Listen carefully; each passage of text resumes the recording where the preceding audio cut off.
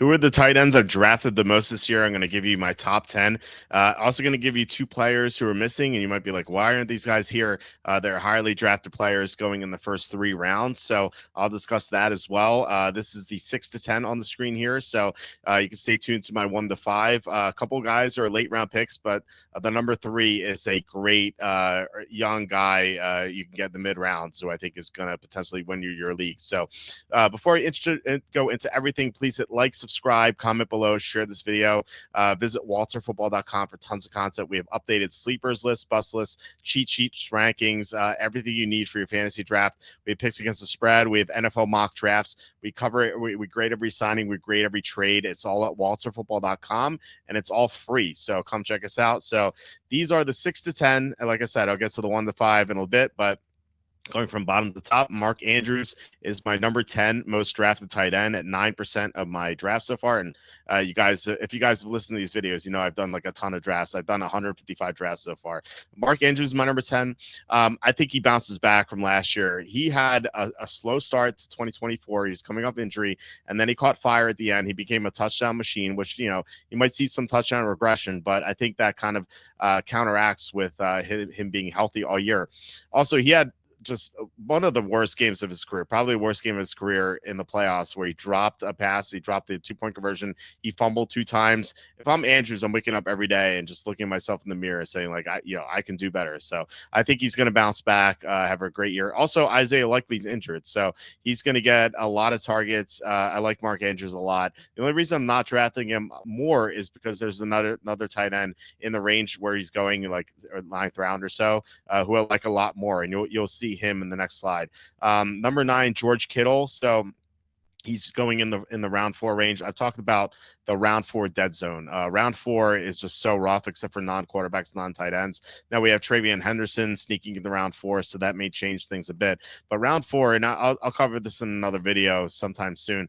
I hate all the players going around 4. So you either have to do one of two things. You either have to reach for someone who's usually going round 5, or you have to take a quarterback or a tight end. That's what I did 9% of the time with George Kittle. It's usually like, if the quarterbacks are gone, then I would take Kittle just because I didn't like anyone. Number 8, Elijah Arroyo. He's kind of a deep sleeper. I don't think you need to take him in redraft, but best ball, he's interesting. He's got a lot of physical upside, a very athletic player. Charlie Campbell and I had him in the first round of our mock drafts for a long time.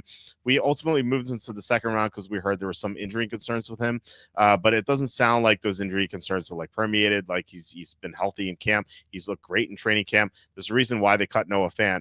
I think Elijah Arroyo could have a solid year, especially second half of the year. I think that's where he probably shines. Number 7, unfortunately, Mike Gesicki. This is a lot earlier. You know, every time I drafted Joe Burrow, I'd take Mike Gesicki. You know, a good pairing option. But they did sign Noah Fant, so that kind of ruined things a little bit. But Gesicki tends to play in the slot when Higgins is injured, and you know Higgins tends to get banged up from time to time. So if Gesicki is not drafted in your league, and I don't suspect he will be, if you see that T. Higgins goes down, you could pick up Gesicki, and he is going to do very well for you. Number 6, Tucker Kraft. I love Tucker Kraft, and this 14% that I drafted didn't even factor in the recent injuries with the Packers. So we've had Jaden Reed, he's questionable for week 1. Romeo Doubs got banged up. Dontavian Wicks is banged up. So everyone's hurt except for Matthew Golden and Tucker Kraft. And especially with Malik Willis set to start week 1 potentially, Tucker Kraft could have a few great games to start the season. I like Kraft a lot. Very athletic player, tons of upside in that offense. So I would recommend drafting him like around round 11. Let's go to the next slide. So this is our 1 to 5. Dalton Schultz at 15%. He was a huge disappointment last year, but you know, in the best ball drafts where, you know, it's 20 rounds, I'm getting him like round 17, round 18. I think he's a good deep sleeper. I've heard comments from the coaching staff saying like this was the Dalton Schultz we expected. They didn't get him last year. I don't know what happened to him. Maybe he dealt with an injury that wasn't disclosed. Maybe he was distracted off the field. Dalton Schultz looks like he might finally live up to what was expected of him. And think about it this way, like they lost receiving talent too. Like I know they drafted a couple of guys, Jaden Higgins and Jalen Noel. They signed Christian Kirk, but they had a better receiving core last year when Stephon Diggs was healthy, when Tank Tank Dell was healthy, plus Nico Collins, obviously. But Dell is injured. He's out for the year. Diggs is gone. So Schultz is going to shoulder more of a responsibility over the middle of the field. So, I think if you have a deep league, I think Schultz is definitely worth considering in the late rounds. TJ Hawkinson, I like a lot. He's going like round 7, round 8. He's my preferred option there. He was hurt last year. He was coming off a torn ACL, so he played half the season. So don't even look at what he did last year. Just consider how athletic he is. Just a great weapon. Plus, Jordan Addison is suspended for 3 games for the DUI. So Hawkinson to start the year is going to be really good, and I think he's just going to have a great year overall. JJ McCarthy is basically a rookie, so what rookies do. They target the number 1 receivers, Jefferson, obviously, and then they target the tight ends. So Hawkinson, I think Hawkinson's going to have a great season. Love him.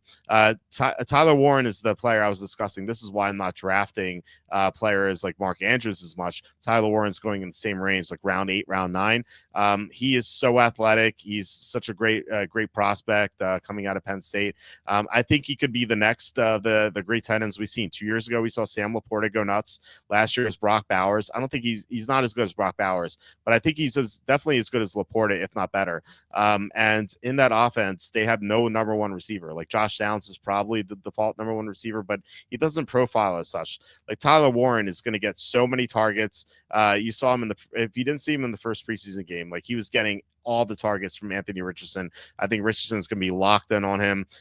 He's like part of the reason why I'm a little down on Josh Downs, although Downs is still my preferred wide receiver option out of all those players that they have there. But, Tyler Warren, I think he's got an amazing season, and he could get some tush push. Like he did that at Penn State. He could sneakily score a couple of rushing touchdowns and take some stuff away from Jonathan Taylor. So that's a bonus for Warren. My number 2 is Theo Johnson. If you wait on tight ends, I love waiting on tight ends unless like I'm getting Warren. I love Theo Johnson. He's another Penn State tight end. He's extremely athletic. He was having a good season last year. Unfortunately, he missed the end of it with an injury, but he's back to 100%. He looked good in the first preseason game. He's going to be highly involved. The Giants don't really have a number 2 receiver. They have Neighbors, obviously, but then really, like, who else is there? Darius Slayton. He's kind of sucks, and you have Wan'Dale Robinson, who catches like 2-yard passes all the time. Like Theo Johnson's a legit threat over the middle of the field, and no one's talking about him. He's going like super late. You can get him in the final round if you want. So he's definitely a guy I would consider if I didn't draft the tight end at all until the late parts of the draft. And then you have Tyler Higbee, number 1. You might be like, Tyler Higbee. He was injured for all of last year in the regular season. He came back toward the end, and I guess people just forgot about it. Like he had 2 great playoff games, especially the one against Minnesota. He was dominant in that game. You just kind of remembered how much Matthew Stafford loves throwing to him. And then you have the second game against the Eagles. He had a lot of garbage time stats at the end. He caught a touchdown. This guy was amazing. He didn't look like he suffered a torn ACL at all that he did in the previous playoffs. So he's going to be healthy heading into the season. Stafford's going to continue to rely on him. And like, look, Stafford has a back injury. He may have trouble getting the ball downfield. So what's going to happen? He just might pepper Higbee a lot over the middle of the field. And remember, Cooper Kupp's gone. So Cooper Kupp did a lot over the middle of the field. And I think part of the reason why Higbee went off in the playoffs is because the Rams weren't even using Cooper Kupp. Like Cooper Kupp was on the bench. He barely played in the playoffs. Higbee took the responsibilities over the middle of the field, and I think he's going to continue to do that. You have Adams and Nacua on the outside who are going to go downfield, and Higbee is just going to siphon a lot of the stuff in the intermediate. So Higbee's another guy you can get in the final round. This is why I drafted him a lot. Just get like it's round 19 and just take Tyler Higbee. It's like automatic. But yeah, these are the tight ends I love. Try to get Tyler Warren. If you don't get Tyler Warren, wait to the end. Try to get a Theo Johnson, Tyler Higbee, maybe a Dalton Schultz, something like that. Elijah Arroyo is another guy. But yeah, Hawkinson, Warren, they're my 2 favorite guys, plus Mark Andrews. So it really depends on who's available and how early those guys go. Don't reach on them. Like, even if you love Warren as much as I do, don't take him in the 8th. Try to get him in the 9th because there's so many great values to get at the end. I'd just rather take running backs and receivers at that point. But round 9 is where I take Warren, maybe round 8 for Hawkinson. That's kind of where I've been drafting these guys. So these are the tight ends I've been drafting. Let me know what you think. Who do you like? Which tight ends have you drafted? And By the way, Brock Bowers and Trey McBride not here. I just think they're going a little too early. I love their talents. I just wish we're getting better deals. I'd rather take running backs and receivers in those rounds. But if if Bowers falls to round 3, I'll take him. But he's going round 2. Same thing with McBride. If he falls to round 4, I'll take him. But he's going early round 3. So just not getting to them. But yeah, please let me know who you like. Otherwise, visit walterfootball.com for tons of content for free. We also please like, subscribe, share this video. It would mean a lot to us. We're a fairly new channel. I feel like we're growing pretty well, but would like to keep that up. It's been pretty cool to make these videos, so I hope you guys enjoy them. But I'll be back tomorrow with another video, and I'll talk to you then.